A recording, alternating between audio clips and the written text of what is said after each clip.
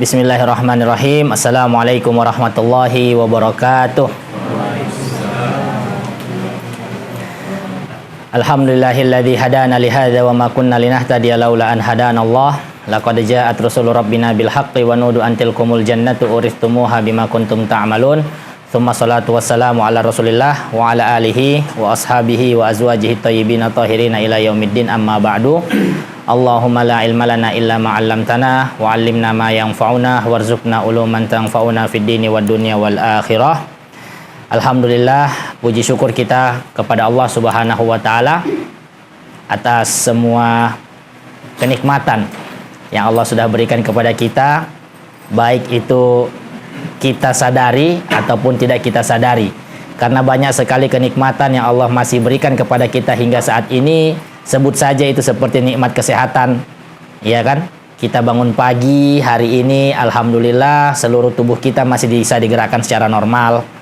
Ujung-ujung jari tangan, jari kaki, bahkan sampai rambut pun masih bisa kita rasakan desiran angin, ya kan? Artinya Allah masih melengkapkan seluruh kenikmatan kita hingga saat ini. Maka dari itu, salah satu bentuk rasa syukur kita kepada Allah Subhanahu wa taala adalah dengan memanfaatkan setiap kenikmatan yang Allah berikan kepada kita untuk beribadah kepadanya. Dikasih waktu luang, maka manfaatkan itu untuk yang namanya mencari tabungan-tabungan untuk akhirat. Jangan sampai waktu luang yang Allah berikan kepada kita itu hanya terbuang dengan sia-sia. Allah kasih yang namanya kemudahan untuk membaca Al-Quran, tidak terbata-bata untuk membaca Al-Quran, maka manfaatkan kenikmatan tersebut untuk setiap hari diusahakan bisa membaca Al-Quran minimal 1 hari 1 lembar. Allah masih kasih yang namanya semangat untuk belajar, maka dijaga semangat itu untuk tetap semangat pergi ke yang namanya tempat kajian. Karena sekali lagi kami sampaikan bahwa dengan memanfaatkan setiap kenikmatan yang Allah berikan kepada kita untuk beribadah, dan ibadah di sini dalam arti luas, bapak-bapak, ibu-ibu, maka itu salah satu bentuk rasa syukur kita kepada Allah Subhanahu wa taala. Salawat dan juga salam tak lupa selalu kita haturkan kepada baginda besar Muhammad sallallahu alaihi wasallam beserta para keluarganya, beserta para sahabat-sahabat beliau yang setia membersamai beliau hingga akhir hayat mereka, dan juga beserta para pengikut setia Nabi Muhammad hingga akhir zaman nanti. Dan tak henti-hentinya kita selalu berdoa kepada Allah Subhanahu wa taala, dan sambil memantaskan diri kita agar bisa tetap istiqomah menjadi pengikut Nabi Muhammad sallallahu alaihi wasallam sampai kapan? Sampai kita dipanggil kembali ke hadapan Allah Subhanahu wa taala. Baik, bapak-bapak, ibu semua yang dimuliakan oleh Allah Subhanahu wa taala, insyaallah dimulai dari hari ini sampai 1 bulan ke depan, insyaallah kita akan membahas bersama tentang tema fikih Ramadan. Karena sebentar lagi, insya Allah kurang lebih 42 atau 43 hari lagi, kita akan menghadapi bulan puasa atau bulan Ramadan. Maka ada baiknya jika kita sama-sama mempelajari hal-hal yang penting terkait bulan Ramadan. Agar kenapa? Agar nantinya Ramadan tahun ini bagi kita itu beda dari Ramadan-Ramadan yang lain. Jangan-jangan sudah misalnya 25 tahun kita menghadapi Ramadan. Apakah sudah benar semua amalan-amalan yang kita lakukan di bulan Ramadan tersebut? Apakah tidak ada hal-hal yang tertinggal dari amalan-amalan ibadah yang bisa kita lakukan di bulan Ramadan sebelumnya? Seperti itu. Maka dari itu kami berikhtiar untuk mengadakan atau memilih tema kajian ini, yaitu fikih Ramadan, dengan harapan di kesempatan kita bulan Ramadan tahun ini kita bisa betul-betul memanfaatkan waktu yang Allah berikan kepada kita. Baik, Bapak Ibu semuanya, jika membahas tentang Ramadan, ada baiknya jika kita mencari tahu dulu makna dari Ramadan itu sendiri. Jadi pertama, pengertian Ramadan akan kita bahas secara bahasa dan secara istilah. Nah, pengertian pertama dari Ramadan itu secara bahasa diambil dari kata-kata Ramadhan atau ar-ramdha'u. Ramadan itu berasal dari akar kata Ramadhan atau bisa juga ar-ramdha.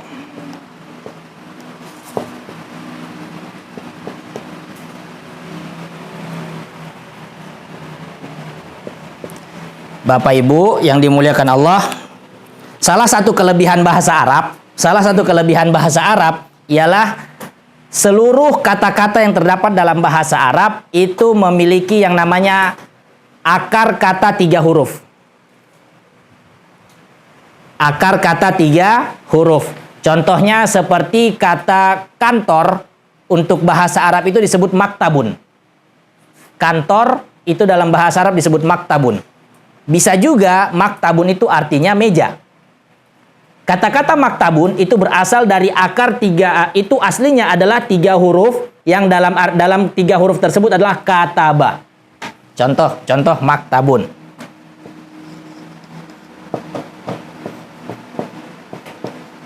Yang artinya itu bisa kantor, bisa juga meja. Ini jika dicari akar katanya adalah 3 huruf yaitu ka, ta, ba. Kataba. Jika disambung, kataba itu artinya menulis. Menulis itu kataba yaktubu. Turunannya bisa menjadi maktabun, bisa menjadi kitabun. Kitabun artinya buku. Dan seterusnya.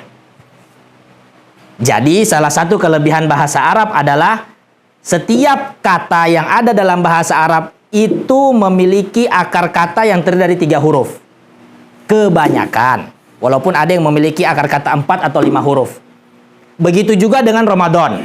Kita kembali ke sini. Ramadan, akar katanya itu adalah Ramadhan. Atau ar-ramdha'u juga bisa. Ramadhan atau ar-ramdha'u. Artinya apa? Ramadhan itu sebutan untuk yang namanya keadaan yang sangat panas ketika di waktu siang hari. Keadaan panas yang sangat terik itu disebut namanya ramad. Keadaan panas yang sangat terik itu disebut ramad. Kerikil yang panas akibat dari sinar matahari, kemudian batu tersebut berubah menjadi panas, itu juga disebut ramad. Maka dari itu, dalam sebuah hadis yang diriwayatkan oleh Imam Muslim, bahwasanya Rasulullah Shallallahu Alaihi Wasallam bersabda, "Salatul awwabina hina tarmadul fisol." Salatul awwabina hina tarmadul fisol.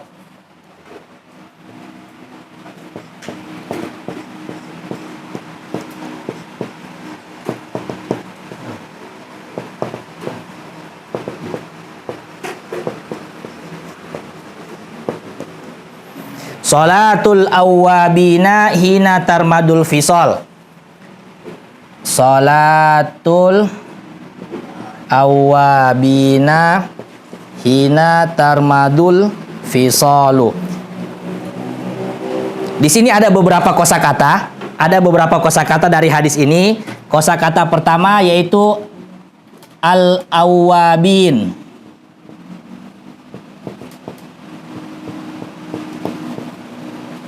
Al-awwabinu. Ini. Kemudian tarmadu.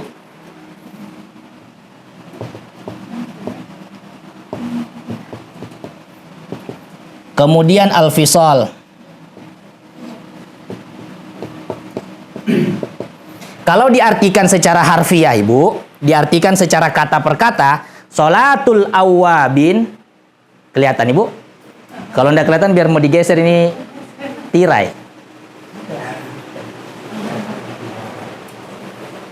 Salatul awwabina hina tarmadul fisol. Kami sebutkan hadis ini untuk menjelaskan masih ke yang namanya pengertian bulan Ramadan dulu secara bahasa.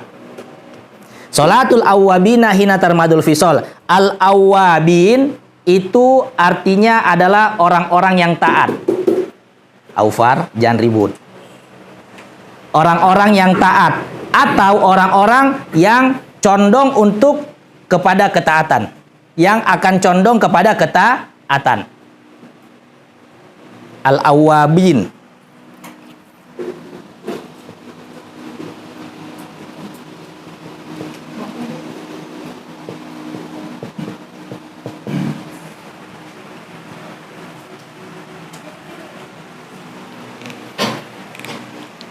Kemudian kata-kata tarmadu itu satu kata dengan romat yang artinya keadaan yang panas ataupun kerikil yang panas.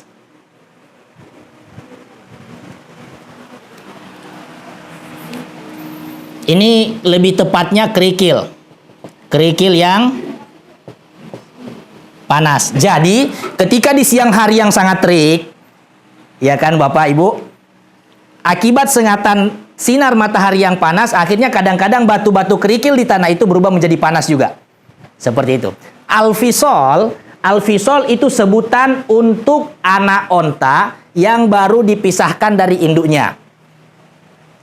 Jadi bangsa Arab sebagai yang namanya bangsa yang ahli dalam beternak onta, ketika anak onta yang lahir masuk di umur beberapa bulan sudah bisa dipisahkan daripada induknya, hal tersebut haruslah dilakukan supaya anak tersebut bisa hidup mandiri lebih cepat.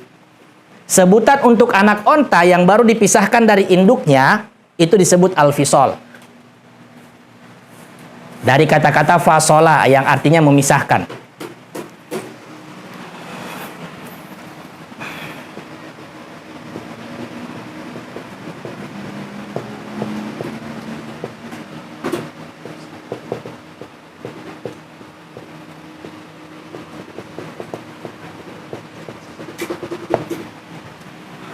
Nah, pertanyaannya, apa hubungannya sholatnya orang-orang yang taat sama anak onta?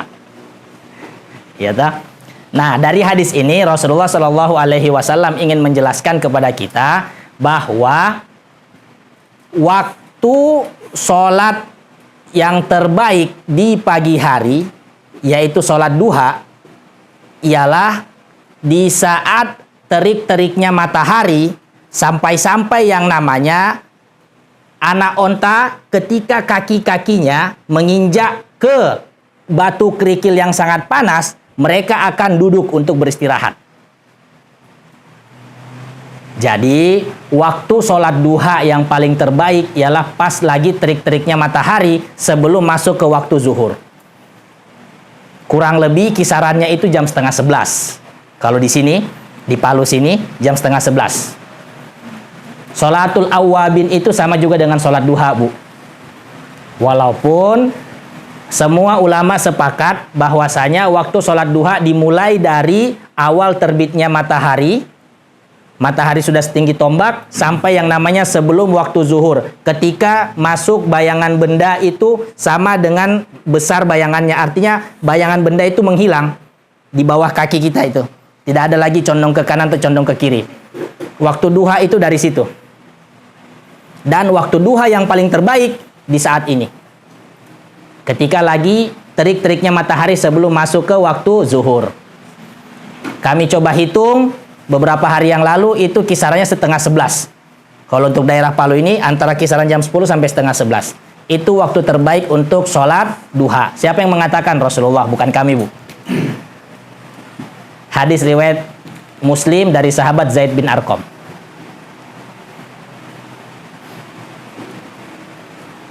Dan berhubung dengan sholat duha itu bisa diamalkan 2 rakaat, 4 rakaat, 6 rakaat, 8 rakaat bisa.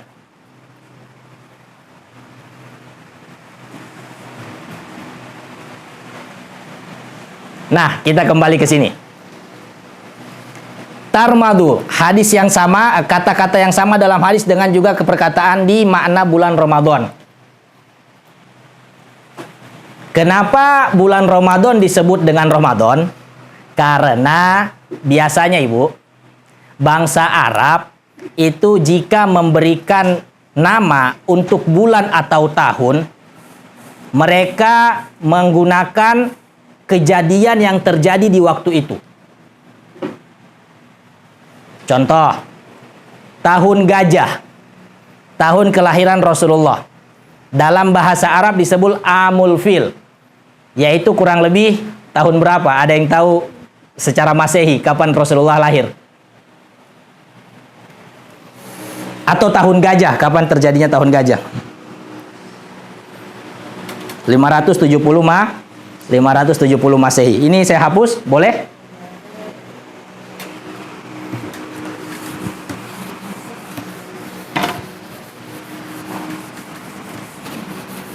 Jadi kita bilang Amul Fil. Amul Fil. Artinya tahun gajah yang terjadi tahun 570 Masehi. Kebiasaan bangsa Arab yang kami sebutkan tadi, jika memberikan nama untuk tahun ataupun bulan, itu biasanya berpatokan pada kejadian yang terjadi waktu itu. Contohnya seperti Amul Fil, tahun 570 Masehi disebut sebagai tahun gajah. Kenapa? Karena pada waktu tersebut ada yang namanya kejadian penyerangan Ka'bah oleh pasukan Abraha yang berasal dari Habasyah. Dan Allah Subhanahu wa taala menuliskan hal tersebut dalam Al-Qur'an di surat Al-Fil. A'udzu billahi minasyaitonir rajim. Alam tara kaifa fa'ala rabbuka bi ashabil fil. Wahai Muhammad, tidakkah engkau melihat apa yang telah dilakukan oleh Tuhanmu, oleh Rabbmu terhadap pasukan gajah? Alam yaj'al kaidahum fi tadlil. Tidakkah engkau memperhatikan semua tipu daya mereka kami hancurkan? Lanjutannya Aska. Lanjutannya Adam. Alam taro kaifa fa'ala rabbuka bi ashabil fil. Alam yaj'al kaidahum fi tadlil. Wa arsala alaihim tayran ababil. Dan bagaimana Allah menghancurkan tipu daya mereka, yaitu dengan mengirimkan burung-burung yang berbondong-bondong. Wa arsala alaihim tayran, tayran itu burung, ababil yang berbondong-bondong. Tarmihim bihijaratim min sijil. Yang mana burung-burung tersebut datang dengan membawa tanah liat yang terbakar. Banyak yang mengatakan itu batu dari neraka, para mufassirin. Dan batu-batu tersebut dibuang di atas pasukan bergajah itu. Jadi sebelum mereka sampai ke Ka'bah, kocar-kacir, hancur. Bagaimana gambaran kehancurannya? Di ayat terakhir disebutkan, tarmihim bihijaratim min sijil faja'alahum ka'asfin ma'kul. Kami jadikan pasukan gajah tersebut yang terkenal. Jadi pasukan gajahnya Abraha itu terkenal di seantero tanah Arab pada waktu itu. Ketika pasukan gajah tersebut datang, maka yang didatangi pasti hancur. Tetapi ketika salah satu panglimanya, yaitu Abraha, dengan sombongnya ingin menghancurkan Ka'bah, alasannya apa waktu itu? Alasannya karena Ka'bah sejak zaman dahulu adalah pusat kegiatan yang bersifat ibadah bagi bangsa-bangsa Arab. Jadi semenjak Ka'bah dibangun oleh Nabi Ibrahim, seluruh bangsa Arab setahun sekali akan melakukan ritual ibadah di Ka'bah. Baik itu dilakukan sesuai tuntunan Nabi Ibrahim pada saat itu, atau di zaman-zaman setelahnya mulai dilencengkan. Habasyah yang menjadi salah satu kerajaan terbesar waktu itu ingin membuat tandingan Ka'bah. Pertama-tama mereka ingin membangun bangunan yang menjadi sentral bagi seluruh masyarakat Arab datang tiap tahun. Tetapi cara paling pertama Ka'bah harus dihancurkan. Begitu asal muasalnya. Dan ketika mereka akan dihancurkan, Allah jadikan pasukan gajah tersebut seperti daun yang dimakan oleh ulat. Arti ayat yang terakhir. Faja'alahum ka'asfin ma'kul. Ibarat daun yang dimakan oleh ulat. Habis. Baik, kita kembali ke sini. Nah, sama juga kenapa Ramadan disebut sebagai bulan Ramadan, berasal dari kata-kata Ramadan yang artinya waktu yang sangat panas, karena dalam kalender bangsa Arab, ketika masuk bulan Ramadan, itu keadaan akan naik suhunya berkali-kali lipat. Dan itu terjadi setiap tahun, hingga saat ini. Suhu panas di negara Arab ketika masuk bulan Ramadan akan naik berkali-kali lipat. Kami pernah merasakan, alhamdulillah, tahun 2015 kisaran itu. Suhu Ramadan di sana sampai 50 derajat. Itu biasa bercanda kami antara teman-teman itu mahasiswa. Kalau misalnya bawa telur, taruh di tengah jalan, diceplok di tengah jalan, matang itu telur. Segitunya. Jadi, jika kita kembali ke pelajaran pertama tadi, pengertian Ramadan secara bahasa diambil dari kata-kata romat yang artinya keadaan yang sangat panas dan terik. Mengapa demikian? Karena ketika bulan Ramadan itu biasanya di tanah Arab, suhu akan naik drastis berkali-kali lipat menjadi lebih panas dari bulan-bulan biasanya, dari bulan-bulan yang lain. Adapun pengertian Ramadan secara yang namanya istilah syar'i atau menurut kacamata syariat ialah bulan ke-9 dari bulan Hijriyah, yang mana di dalamnya itu ada kewajiban untuk berpuasa bagi kaum muslimin. Bulan Hijriyah ada 12 ya Bu. Bulan Hijriyah ada 12 Bapak Ibu. Ada yang hafal? Aufar mana Aufar? Hafal bulan-bulan Hijriyah nak? Muharram, Safar, Rabiul Awal, Rabiul Tsani, Jumadal Ula, Jumadal Tsani, Rajab, Sya'ban, Ramadan. Ramadan masuk bulan ke-9.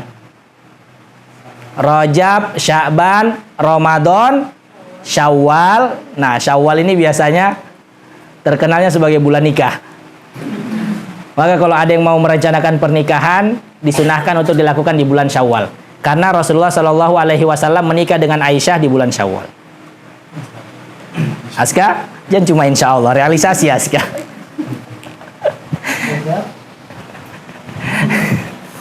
Baik, Syawal, Zulqa'dah, Zulhijjah. Zulqa'dah, Zulhijjah, 12. Baik, itu yang pertama tentang pengertian bulan Ramadan. Yang kedua, yaitu keutamaan bulan Ramadan. Keutamaan bulan Ramadan.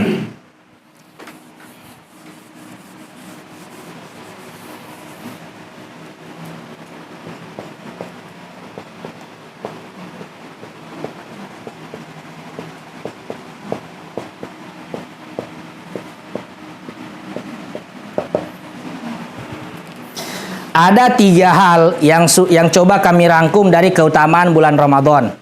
Ada 3 hal yang coba kami rangkum dari keutamaan bulan Ramadan. Keutamaan yang pertama, sempit ya Bu ya. Boleh maju Bu, maju gitu. Jangan kalau dipaksakan bikin setengah lingkaran pasti tidak cukup karpetnya. Mohon maaf, karpetnya seadanya gitu. Maju gitu Bu.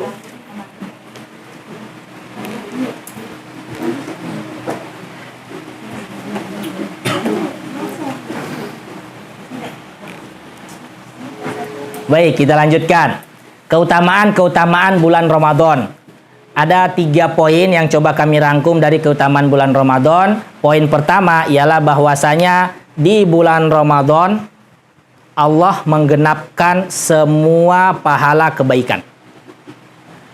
Di bulan Ramadan Allah menggenapkan semua pahala kebaikan.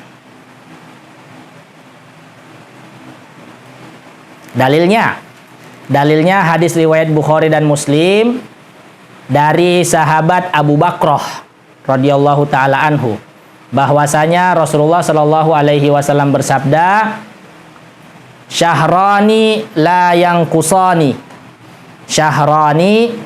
yanqusani, Ramadhanu wa Dzulhijjah.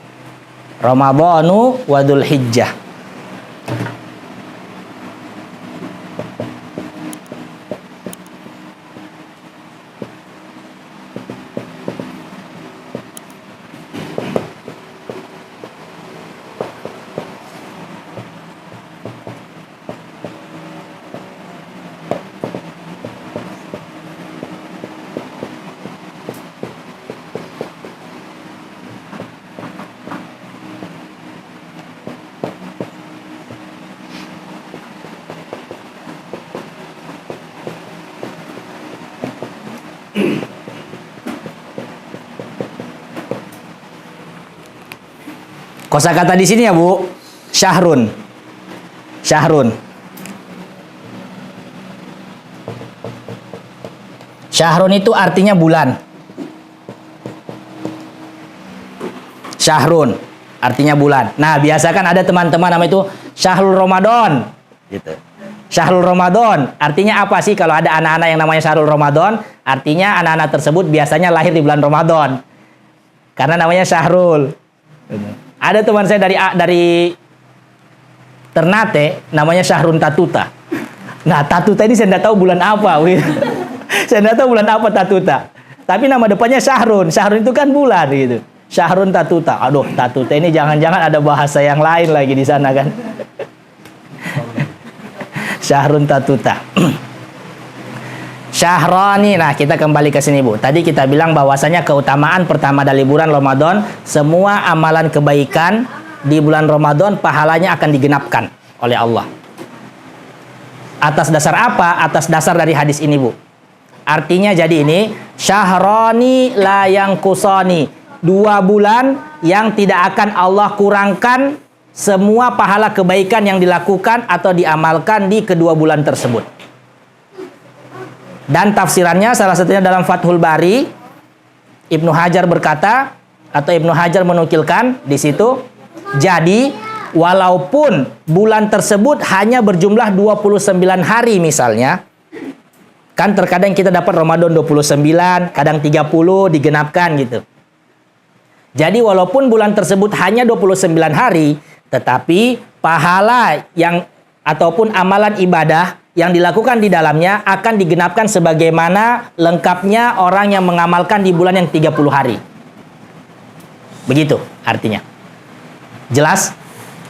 Jelas? Jadi walaupun kadang-kadang bulan tersebut hanya 29, tetapi semua amal kebaikan yang dilakukan di bulan tersebut pahalanya akan berjumlah sama dengan pahala di bulan yang lengkap 30 hari. Dan itu juga berlaku untuk bulan Zulhijjah. Kenapa bulan Ramadan dan bulan Zulhijjah? Karena di kedua bulan tersebut ada hari besar umat Islam. Ramadan itu ada puasa, setelahnya ada Lebaran, Idul Fitri. Zulhijjah itu ada bulan haji, setelahnya ada Lebaran, Idul Adha. Maka Allah itu sangat adil Bu, dan sangat pemurah. Di bulan-bulan tertentu terkadang Allah itu memberikan yang namanya pahala berkali-kali lipat bagi siapapun yang mengerjakan kebaikan di bulan tersebut. Tapi ada tapinya Bapak Ibu. Sebagaimana Allah Maha Pengasih lagi Maha Pemurah, kita juga harus mengetahui Allah itu siksaannya maha keras, maha sakit.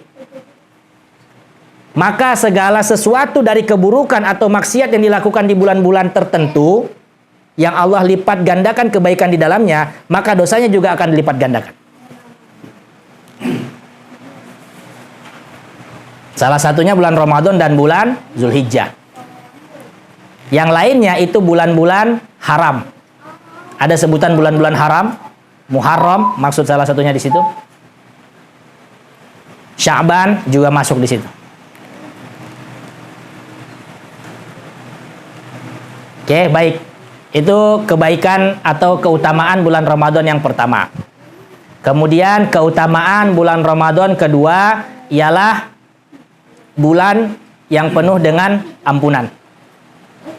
Bulan yang penuh dengan ampunan. Apa landasannya?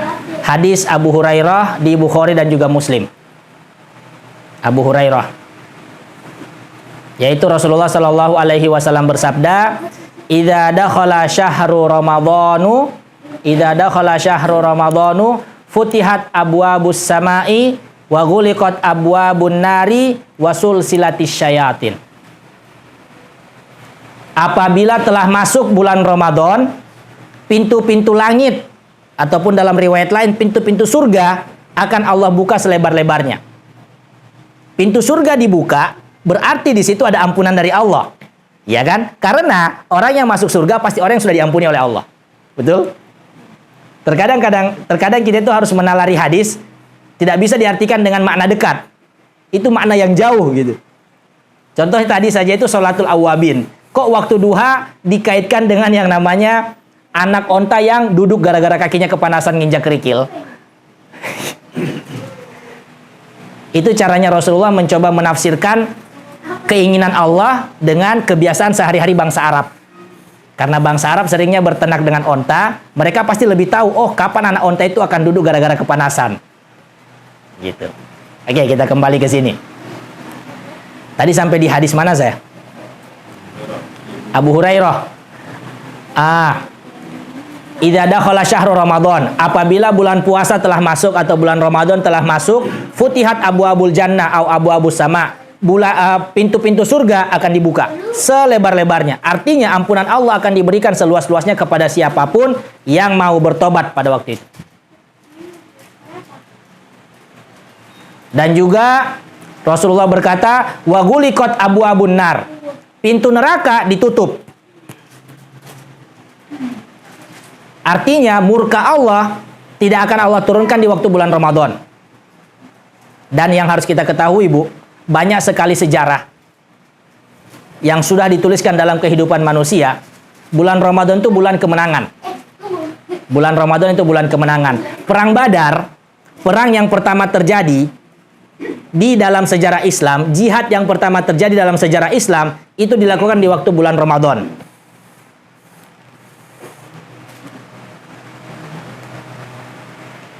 Jadi banyak keberkahan yang Allah turunkan di bulan Ramadan.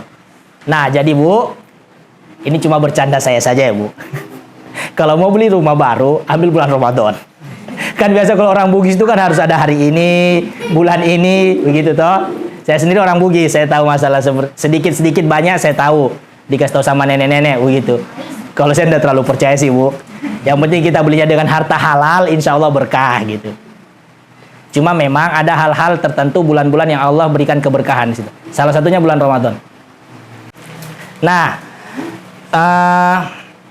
kita katakan bahwasanya keutamaan yang kedua dari bulan Ramadan adalah bulan dibuka yang namanya ampunan sepenuhnya dari Allah. Maka dalam hadis lain Rasulullah mengatakan sungguh sangat merugi.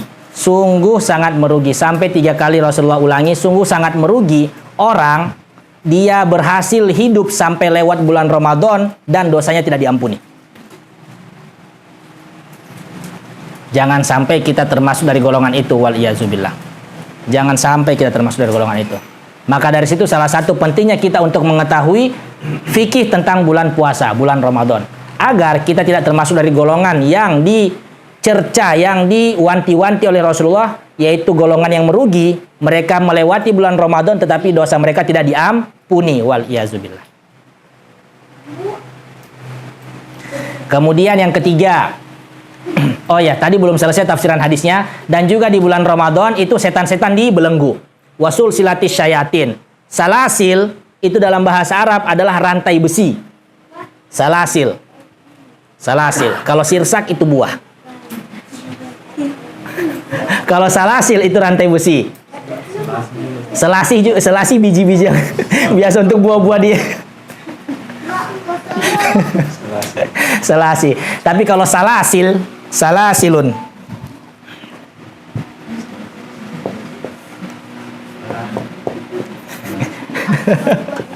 Rantai besi. Wasul silatis syayatin. Salasil dijadikan kata kerja, wasul silat, sal salayusal silu, wasul silatis syayatin. Dan setan-setan dibelenggu dengan rantai besi. Jadi, kalau misalnya ada, jangan sampai kita yang termasuk ke dalamnya. Ada orang, misalnya contoh, berbuat maksiat di bulan Ramadan, kemudian dia salahkan setan, kasihan setannya. Setannya itu udah di neraka dibelenggu, nggak ngapa-ngapain waktu bulan Ramadan, kok masih disalah-salahkan gitu. Seperti itu. Baik, keutamaan yang ketiga dari bulan Ramadan adalah bulan diturunkannya Lailatul Qadar, atau malam yang lebih baik daripada 1000 malam, 1000 bulan.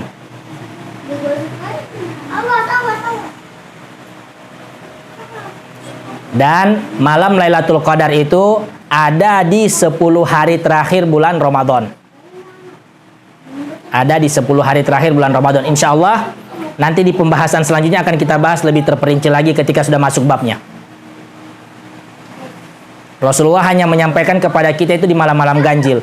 21, 23, 25, 27. Atau sampai 29.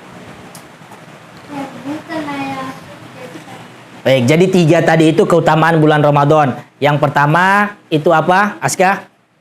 Keutamaan bulan Ramadan? Yang pertama?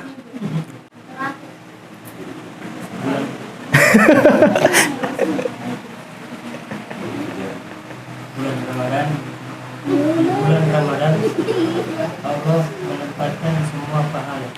Menggenapkan. Menggenapkan semua pahala. Di bulan Ramadan Allah menggenapkan semua pahala kebaikan yang dilakukan. Kemudian poin kedua apalagi Aska? Bulan yang penuh dengan ampunan. Bulan yang penuh dengan ampunan. Maka sungguh sangat merugi orang selesai mendapatkan Ramadan tapi dosanya tidak diampuni. Kemudian yang ketiga, poin ketiga, Bulan diturunkan malam Lailatul Qadar. Itu keutamaan dari bulan Ramadan. Baik, sebelum saya lanjut ke pembahasan yang baru, ada pertanyaan terkait Ramadan?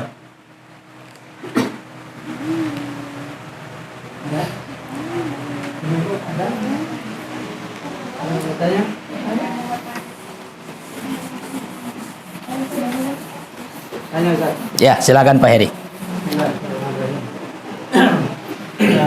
Terkait bulan Ramadan itu ada sebagian kaum muslimin di Indonesia itu supaya kita ini tahu gamblang sebenarnya dalil terhadap puasa Sya'ban. Nisfu Sya'ban itu karena ada yang mengatakan itu begini pokoknya banyak yang banyak versi. Ya, banyak versi. Sepengetahuan saya memang tidak ada, tapi kita ini awam semua jadi supaya gamblang lah terkait dengan dalil itu. Terus yang kedua terkait penentuan awal daripada puasa Ramadan itu sebenarnya yang bagus diikuti itu yang mana? Karena kadangkala di Indonesia ini juga memulai puasa itu banyak versi menurut Muhammadiyah begini. Itu yang kita ikuti sebaiknya yang mana? Oke, baik. Ya, itu saja mungkin. Syukron. Nanti berikut. Syukron Pak Heri. Jadi yang pertama tadi terkait puasa nisfu Sya'ban. Puasa nisfu Sya'ban hadisnya tidak benar. Berdasarkan yang kami ketahui, hadisnya lemah. Untuk beramal dengan hadis lemah pun banyak ulama yang mengatakan tidak benar. Untuk mengamalkan suatu ibadah berdasarkan hadis lemah itu banyak yang tidak membenarkan. Maka puasa nisfu Sya'ban itu menurut dalil yang kami ketahui tidak ada. Hanya dari hadis Aisyah, Aisyah mengatakan di bulan Sya'ban Rasulullah banyak memperbanyak puasa. Jadi jalan tengahnya di bulan Sya'ban adalah bulan yang disunahkan untuk memperbanyak puasa. Kapan waktunya? Awal, tengah, akhir, kapanpun bisa. Tidak ada penghususan hanya di tengah-tengah atau di pertengahan Sya'ban, tidak ada.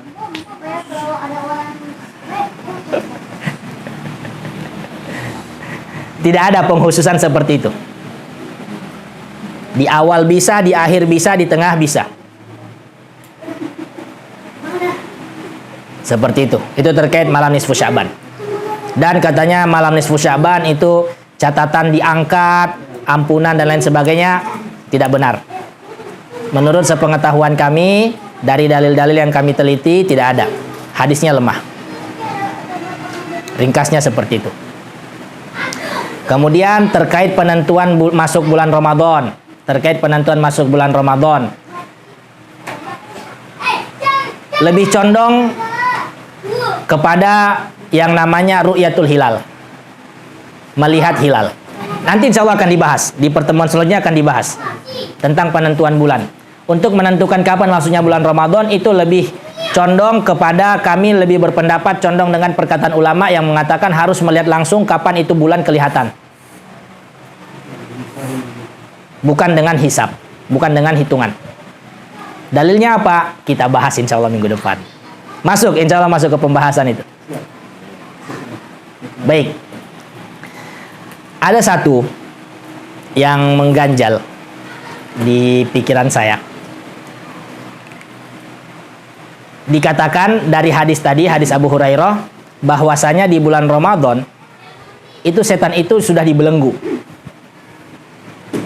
Ya kan, Bapak Ibu? Pertanyaannya, kok masih ada orang yang bermaksiat di bulan Ramadan? Padahal setan sudah tidak ada.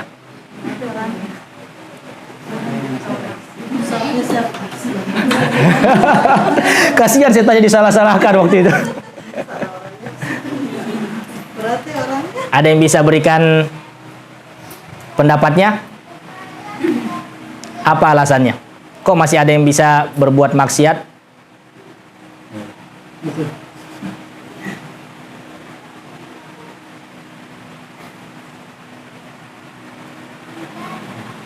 Ada?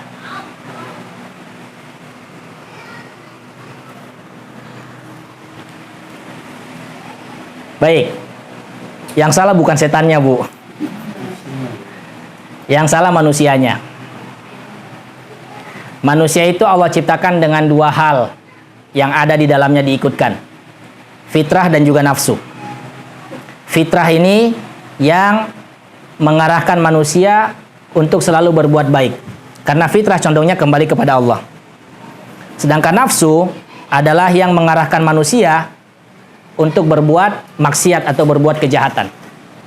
Sedangkan setan itu tidak memiliki daya dan upaya untuk membuat kita berbuat maksiat. Mereka hanya mengompor-ngompori. Mereka hanya mengompor-ngompori nafsu kita supaya kita mengambil pilihan, saya mau berbuat maksiat. Wal-iyazubillah. Gitu. Maka manusia-manusia yang di bulan-bulan ketika masuk bulan Ramadan dia tidak mampu menahan nafsunya dengan baik, maka dia akan tetap bermaksiat walaupun setan tidak mengompor-ngomporinya. Karena akibat apa? Sudah lebih banyak kegelapan di hatinya daripada cahaya.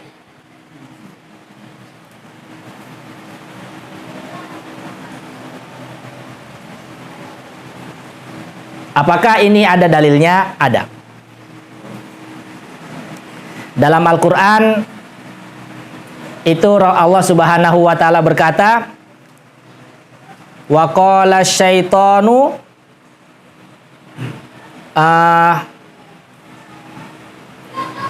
dan ingatlah ketika setan berkata setelah terjadi yang namanya penghisapan. Hisab itu penghitungan, hari perhitungan telah selesai. Kemudian setan diminta bersaksi sama Allah Subhanahu wa taala. Di situ setan berkata, "Innallaha wa'adakum wa'dal haqqi wa wa'adtukum fa akhlaftukum."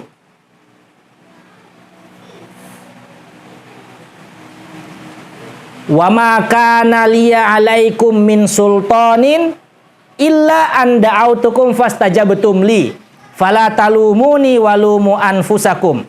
Ma antum bimusrihikum ma ana bimusrihikum wa ma antum bimusrihiyya. Inni kafartu bima asyraktumuni min qablu innaz zalimina lahum azabun alim. Artinya dan ketika hari penghisapan setan berkata kepada seluruh manusia, "Innallaha wa'adakum wa'dal haqqi wa wa'adtukum fa akhlaftukum." Allah Subhanahu wa taala telah memberikan janji yang benar kepada kalian. Wa'dal haqqi. Dan aku juga mengiming-imingi kalian dengan sebuah janji. Fa akhlaftukum, tetapi aku mengingkari janji tersebut kepada kalian. Jadi Allah dan setan memberikan janji kepada manusia. Allah menepati janjinya, setan mengingkari janjinya. Wa ma kana li 'alaikum min sultanin. Nah, di sini kata kuncinya Ibu. Kalau artinya setan itu tidak memiliki kuasa kepada kita ketika kita melakukan maksiat. Tapi ketika kita berbuat maksiat murni karena keputusan kita. Setan mengatakan wa ma kana li 'alaikum min sultanin, dan aku tidak memiliki kuasa sama sekali atas kalian. Ketika kalian akan hendak berbuat maksiat. Illa anda autukum fastajabtum li, melainkan aku hanya menghasut kalian dan kalian mengikuti hasutanku. Begitu kata setan. Saya menghasut, setan, bukan saya Bu, setan. Setan yang menghasut dan diikuti sama manusia. Kemudian apa lagi kata setan? Fala talumuni walumu anfusakum. Maka jangan kalian itu mencela saya. Kata setan, tapi celalah diri kalian sendiri. Jangan kalian mencerca saya, cercalah diri kalian sendiri. Kenapa mau ikut ajakan saya? Kemudian setan lagi lanjutkan, ma ana bimusrikhikum wa ma antum bimusrikhiyya. Saya tidak bisa menolong kalian setelah hari penghisapan ini. Setelah hari perhitungan ini, yang kalian dijadikan ahli neraka, tidak bisa saya selamatkan dari neraka, kata setan. Dan kalian pun tidak mampu menyelamatkan saya, kata setan, dari api neraka.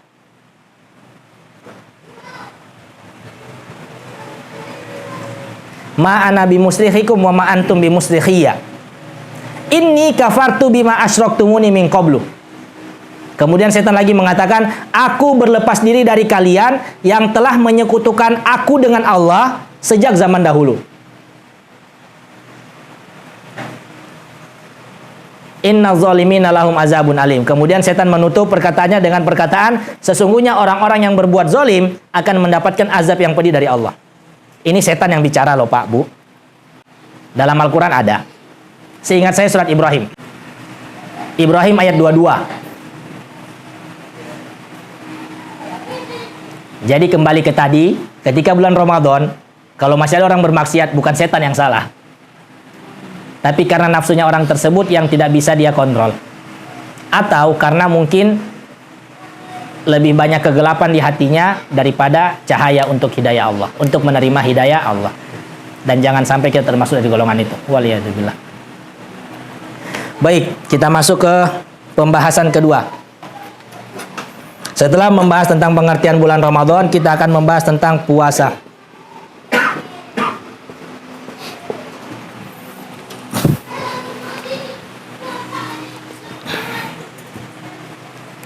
Puasa. Kenapa puasa? Karena identiknya ketika di bulan Ramadan ada ibadah puasa yang diwajibkan kepada setiap kaum muslimin. Pertama, pengertian puasa secara bahasa dan juga secara istilah. Pengertian puasa secara bahasa, al-imsaku wal kafu anisyai. Al-imsaku wal kafu anisyai. Puasa dalam bahasa Arab disebut asyam.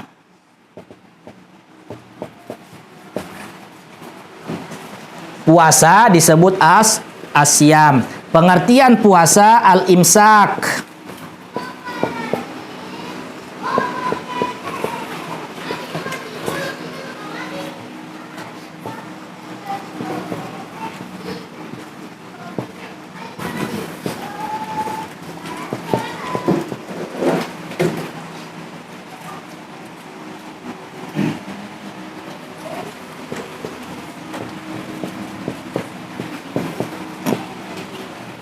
Pengertian puasa secara bahasa al-imsaku awil kafu anisyai. Imsak itu artinya menahan diri. Menahan diri. Menahan diri dari segala sesuatu. Menahan diri dari segala sesuatu. Jadi kosakatanya di sini ada al-imsak.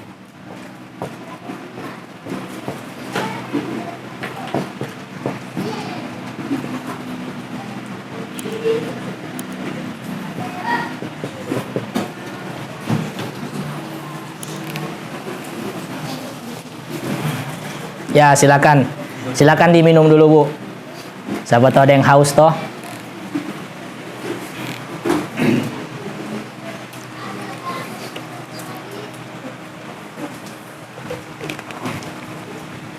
Silakan Bapak Ibu diminum. Baik, kita lanjutkan. Pengertian puasa secara bahasa adalah menahan diri dari segala sesuatu. Dalilnya apa? Dalilnya ada di surat Maryam. Di surat Maryam ayat 29. Surat Maryam ayat 29. Yaitu perkataan ketika Maryam berkata, Maryam rahimahullah berkata, "Inni nadartu lirrahmani sauman." Inni nadartu lirrahmani sauman.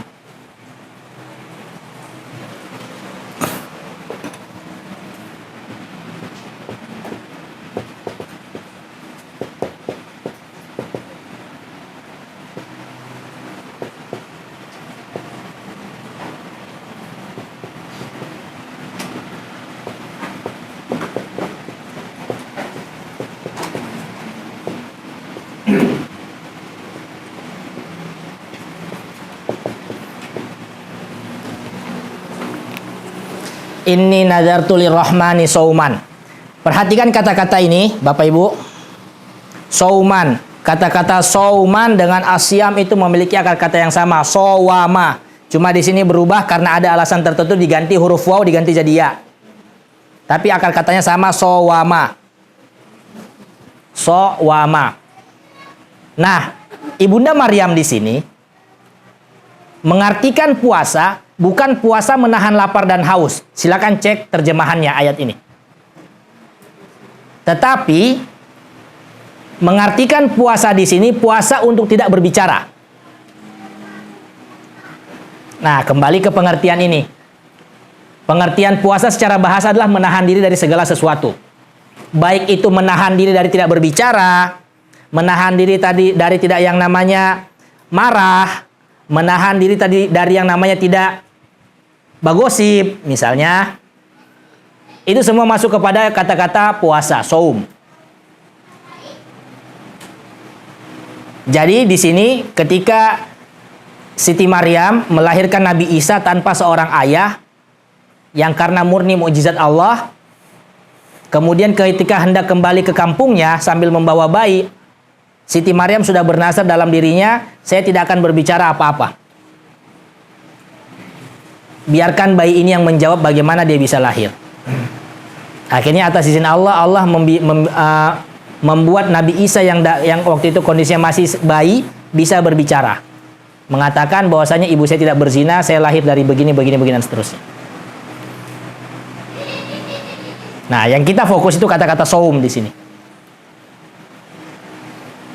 Pengertian puasa secara bahasa. Kalaupun secara istilah, as-saum itu asyam al-imsaku anil muftirat, al-imsaku anil muftirati min tulu'il fajri ila ghurubi syamsi ma'aniyati ta'abbud lillahi ta'ala. Yang pasti yang saya baca tadi bukan doa makan ya Bapak Ibu. Bukan doa makan. Jadi pengertian puasa secara bahasa itu adalah pengertian puasa secara istilah.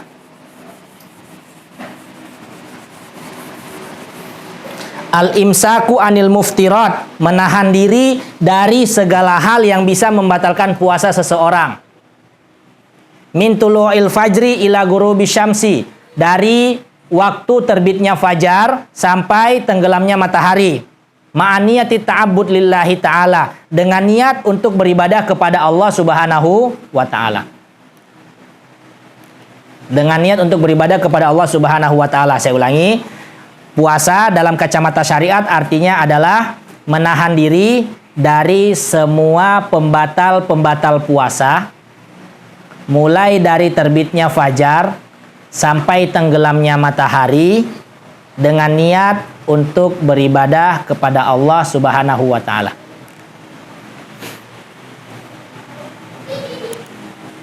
Aska, bisa? Apa itu puasa, Dek? Apa itu puasa? Puasa dengan niat menahan diri dari perkara. Tidak, jangan langsung dengan niat menahan diri. Ada tadi awal-awalnya. Yang saya ingatkan. Puasa adalah ibadah. Oke. Adalah keadaan ataupun tindakan menahan diri dari segala hal-hal yang membatalkan puasa, mulai dari terbitnya fajar sampai tenggelamnya matahari dengan niat untuk beribadah kepada Allah. Nah, dari pengertian ini, pengertian puasa secara menurut kacamata syariat, ada 3 poin penting yang bisa kita ambil pelajarannya di situ. Ada 3 poin penting yang bisa kita ambil pelajarannya di situ. Yang pertama, dikatakan bahwasanya puasa itu menahan diri dari segala pembatal-pembatal puasa. Artinya, pembatal puasa itu ada banyak, Bapak Ibu. Pembatal puasa ada banyak. Jangan dikira orang puasa, tidak makan, tidak minum, sudah sah puasanya. Tidak. Pembatal-pembatal puasa itu ada banyak. Salah satunya adalah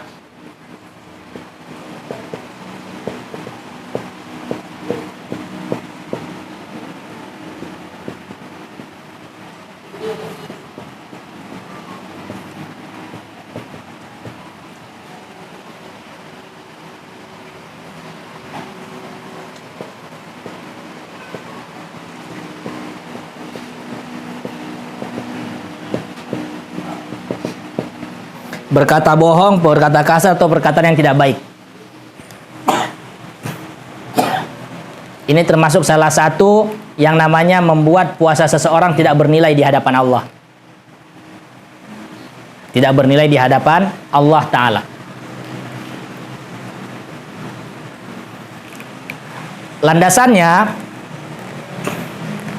Landasannya hadis yang mengatakan bahwasanya barang siapa yang tidak mampu menahan dirinya dari berkata-kata bohong, yang membuat yang berkata-kata tidak pantas dikatakan, maka Allah tidak memiliki hajat sama sekali untuk menghitung usahanya berpuasa dari menahan lapar dan menahan haus waktu itu.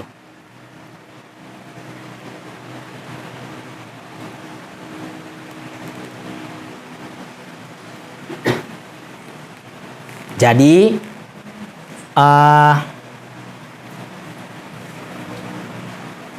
perlu kita menjaga diri kita, utamanya lisan kita. Jangan sampai lisan kita itu kepleset berkata-kata yang kurang baik ketika puasa. Karena kesempatan kita mendapatkan pahala full puasa itu akan berkurang ketika lisan kita tidak bisa kita jaga. Dan ini yang sampaikan sendiri adalah Rasulullah. Kemudian dikatakan tadi kan pengertian puasa itu menahan diri dari segala macam hal yang bisa membatalkan puasa. Jadi pembatal puasa itu bukan hanya makan ataupun minum, tetapi berkata-kata kasar pun, berkata-kata bohong itu juga termasuk pembatal puasa. Kemudian dari yang namanya terbitnya fajar sampai tenggelamnya matahari. Nah, pelajaran yang bisa kita ambil dari sini bahwasanya tidak ada yang namanya puasa abad.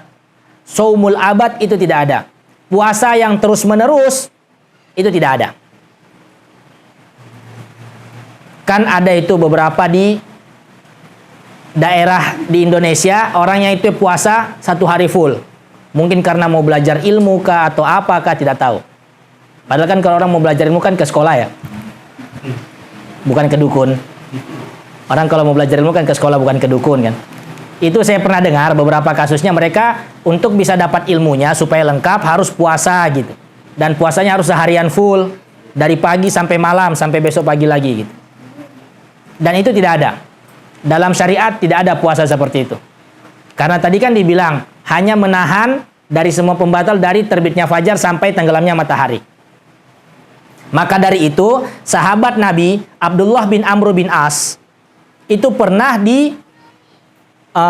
diperingatkan sama Rasulullah Shallallahu Alaihi Wasallam ketika beliau berusaha berpuasa setiap hari. Maka Rasulullah datang kepada Abdullah bin Amr bin As kemudian mengatakan, jangan melakukan hal itu. Telah sampai kabar kepadaku, wahai Abdullah, kamu tiap malam tidak tidur, melakukan sholat, dan juga kamu tiap hari berpuasa. Kalau seperti itu, badan kamu akan hancur, mata kamu akan rusak. Maka bangunlah malam hari, sholat, tidurlah juga. Dan berpuasalah, kata Rasulullah SAW, dalam setiap bulan 3 hari. Jadi Allah melarang kita untuk tidak berpuasa setiap hari. Karena Allah tahu batas kemampuan fisik manusia. Tetapi Allah tidak menutup bagi kita kesempatan untuk bisa mendapatkan pahala setahun penuh. Itu yang harus kita tahu. Bagaimana caranya? Dari hadis Abdullah bin Amr bin As tadi, kata Rasulullah, setiap bulan puasa 3 hari.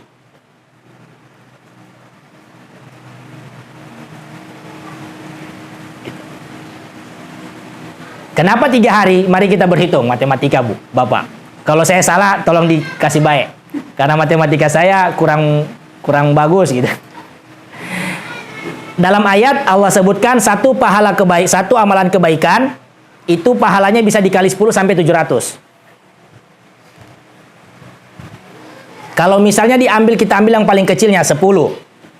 Berarti kalau satu puasa dikali 10, kalau 3 berarti 30. Sudah lengkap 1 bulan. Kalau tiap bulan kita puasa 3 hari, berarti pahala 1 tahun penuh berpuasa bisa kita dapatkan. Betul tidak hitungannya? Betul tidak hitungannya? Abinya Caca ini yang pedagang, Masya Allah, pengusaha kita. Begitu hitungannya. Maka dari itu ketika Rasulullah menahan Abdullah bin Amr bin As untuk jangan melakukan ibadah puasa secara penuh 1 tahun, karena itu bisa menghancurkan badannya sendiri, Rasulullah memberikan solusi untuk bisa mendapatkan pahala puasa setahun penuh, yaitu berpuasa setiap bulan 3 hari. Seperti itu.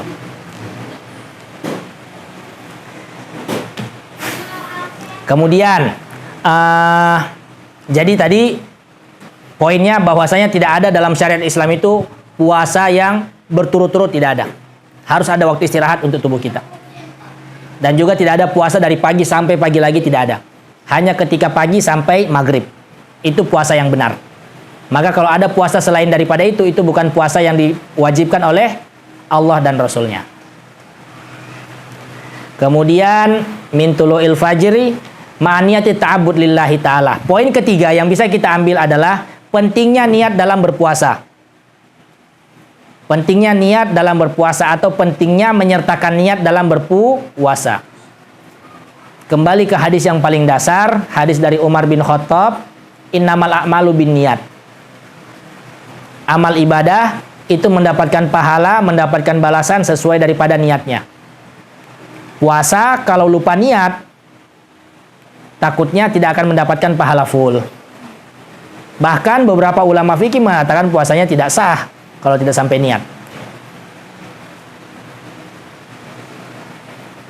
Maka menyertakan niat dalam setiap puasa itu sangat penting. Walaupun hanya dalam hati, ya Allah saya makan sahur hari ini untuk niat puasa, sudah cukup. Bagi yang mualaf yang baru-baru, misalnya belum hafal bacaan Arabnya, pakai bahasa Kaili juga tidak apa-apa, Bu. Betulan saya tidak bercanda ini. Pakai bahasa Kaili juga tidak apa-apa. Mau niat, ya Allah saya mau puasa hari ini karena Allah Ta'ala. Sudah sah, sudah itu. Yang penting niatnya ketika waktu sahur juga. Kalau bulan puasa Ramadan ya, niatnya waktu sahur juga gitu. Jangan so 2 jam 12 baru berniat, aduh. Masalah baru lagi itu.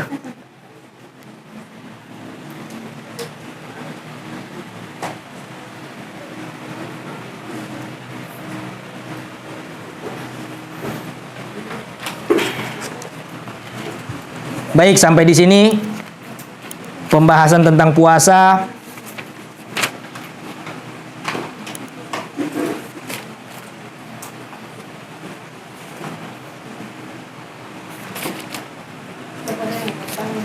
Ada selanjutnya pembahasan tentang keutamaan puasa dan faidahnya, keutamaan puasa dan manfaatnya. Tapi melihat waktu sudah 5:30, mungkin kita bahas di pertemuan selanjutnya.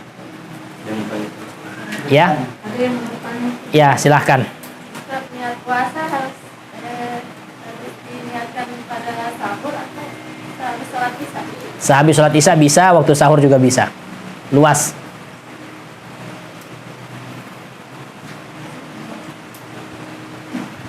Jadi orang habis isya atau habis tarwih misalnya, langsung habis berdoa tarwih, dia juga ya Allah saya niat puasa besok gitu. Karena kan biasa ibu-ibu kan kalau misalnya sahur itu kan pasti pikirannya langsung bercabang kemana-mana. Mulai dari kasih panas nasi atau misalnya baru masak nasi, masak lauknya, kasih bangun anak-anak, kasih bangun suami dan lain sebagainya. Seperti itu, sudah makan lupa niat. Nah, jadi diberikan waktu yang lebih leluasa. Kalau misalnya dari habis tarwih sudah niat untuk puasa besok tidak ada masalah. Ada yang baca satu bulan. Itu nanti kita bahas, ada pembahasannya itu.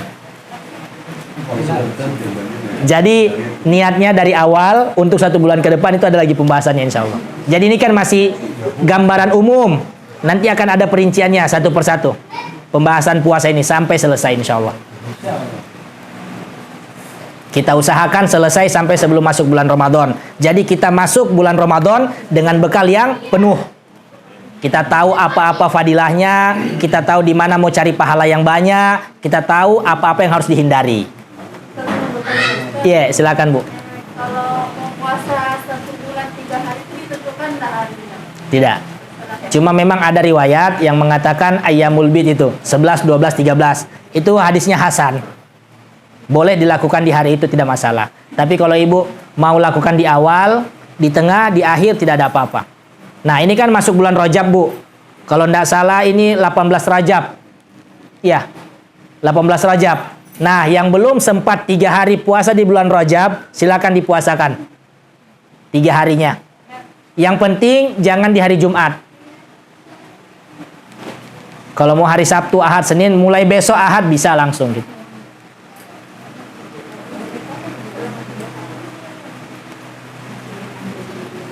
Ada pertanyaan lagi? Kalau tidak ada kita tutup. Satu hal yang masih mengganjal. Tadi pengertian puasa Bapak Ibu adalah al-imsak. Artinya menahan diri. Nah, di beberapa daerah, di beberapa negara muslim ada yang namanya kebiasaan imsak. Iya toh? Imsak. Pertanyaannya, kalau sudah setelah masuk waktu imsak, apakah masih bisa makan sahur? Jawabannya masih bisa. Jawabannya masih bisa. Jadi kita kembali ke makna imsak secara bahasa ya Bu. Imsak, ini tulisan imsak ini, biasa kalau masjid yang ada jam digitalnya itu waktu imsak hari ini jam 4 berapa gitu. Ini berasal dari bahasa Arab yang artinya imsakun.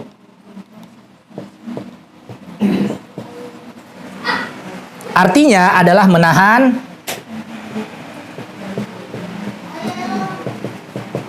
diri.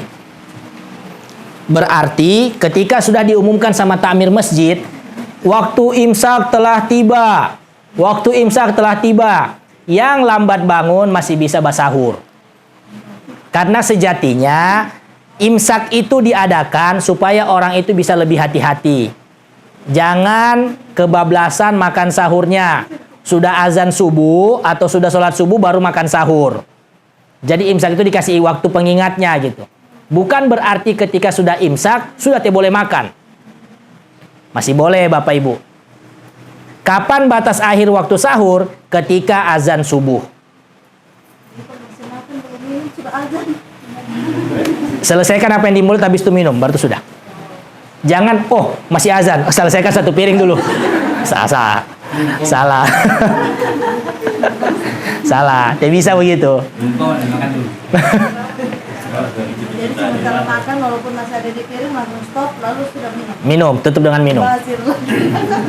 Mubazir. Begitu. Jadi jangan kalau kita masih beranggapan imsak itu adalah waktu terakhir makan sahur, tidak. Waktu terakhir makan sahur adalah ketika fajar sodik muncul. Kalau biasanya di Indonesia ini ya waktu azan subuh itu sudah selesai, tidak boleh lagi makan sahur. Selesai, tidak boleh lagi makan sahur.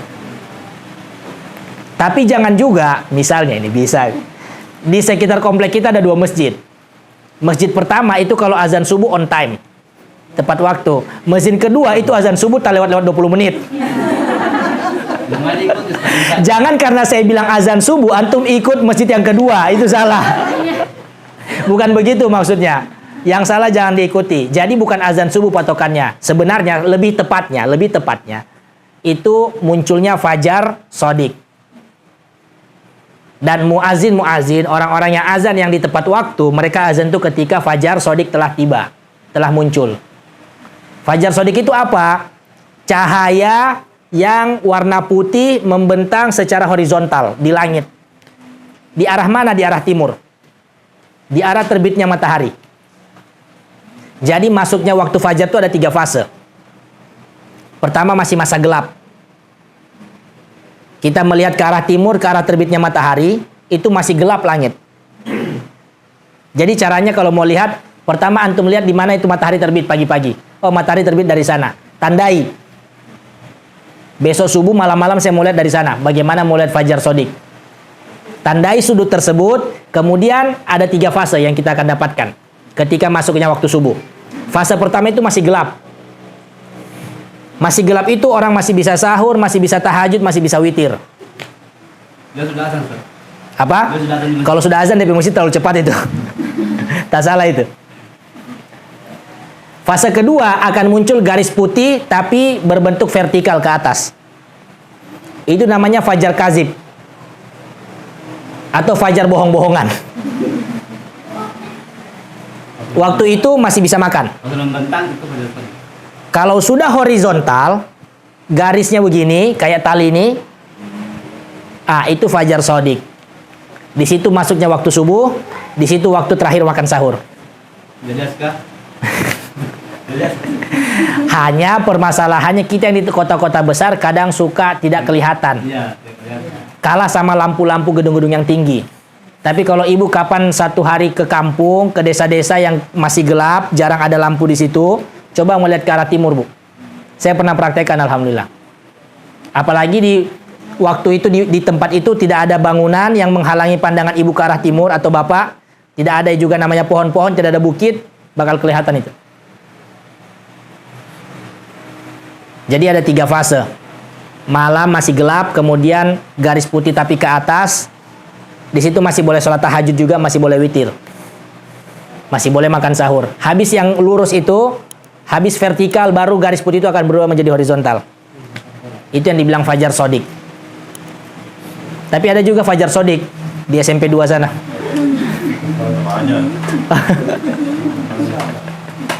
Oke, baik. Mari kita tutup dengan bacaan Alhamdulillahirabbil alamin. Doa kafaratul majlis. Subhanakallahumma wa bihamdika asyhadu an la ilaha illa anta astaghfiruka wa atubu ilaik. Lastu bi khairikum wa lastu bi ahsani minkum. Saya di sini bukan berarti saya lebih baik dari bapak-bapak atau ibu. Bukan juga berarti saya lebih bagus atau lebih pintar, tidak. Tetapi kita di sini masih sama-sama belajar dan berusaha untuk terus memperbaiki diri di hadapan Allah Subhanahu wa taala. Maka jika ada salah kata atau salah ucap atau salah tindakan dari saya mohon dimaafkan.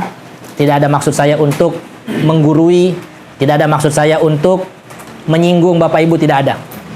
Mohon maaf sebesar-besarnya dari kami. Semoga kita yang dipertemukan oleh Allah pada sore ini bisa Allah pertemukan kembali di surganya kelak. Amin.